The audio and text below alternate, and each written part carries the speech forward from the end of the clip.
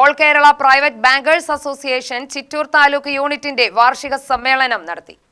കൊടുവായൂരിൽ നടന്ന സമ്മേളനം ജില്ലാ പ്രസിഡന്റ് എസ് പരന്താമൻ ഉദ്ഘാടനം ചെയ്തു.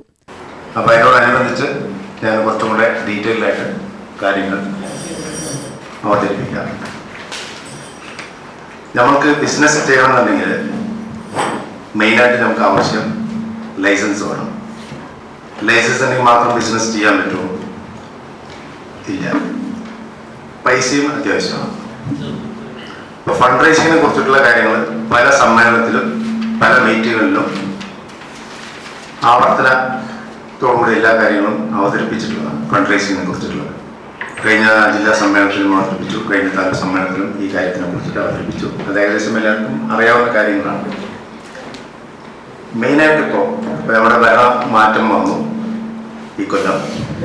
നമുക്ക് ഇന്നലെ നമ്മുടെ ഗ്രൂപ്പിൽ തന്നെ മെസ്സേജുകൾ വന്നുകൊണ്ടിരുന്നു. രണ്ടാമതൊരു ഓപ്പറേഷൻ കുബേര തുടങ്ങാൻ പോകുന്നു എന്നുള്ള ഒരു മെസ്സേജ്. കഴിഞ്ഞ ഒരു 10 കൊല്ലത്തിന് മുമ്പായിരുന്നു നമ്മുടെ രമേശ് ചെന്നിത്തല സാറ് ഇതുപോലെ ഓപ്പറേഷൻ കുബേര കൊണ്ടുവന്നു. അനധികൃത പണമിടപാട് സ്ഥാപനങ്ങളെ അടയ്ക്കുകയും അങ്ങനെ ഈ ഡോക്യുമെന്റ് ഇല്ലാതെ ബിസിനസ് ചെയ്യുന്ന ആൾക്കാരെ കൂട്ടുകയും അങ്ങനെ വന്നതോടുകൂടിയാണ് നമ്മുടെ അസോസിയേഷനിൽ മെമ്പർഷിപ്പ് ക്വാണ്ടിറ്റി കൂടാനുള്ള സാധ്യത വന്നത്. താലൂക്ക് പ്രസിഡന്റ് എം ഡെവിൻ അധ്യക്ഷത വഹിച്ചു. താലൂക്ക് സെക്രട്ടറി ബവൽ സിംഗ് പ്രവർത്തന റിപ്പോർട്ട് അവതരിപ്പിച്ചു. താലൂക്ക് ട്രഷറർ സുരേഷ് അനന്തരാമൻ വരവ് ചെലവ് കണക്ക് അവതരിപ്പിച്ചു.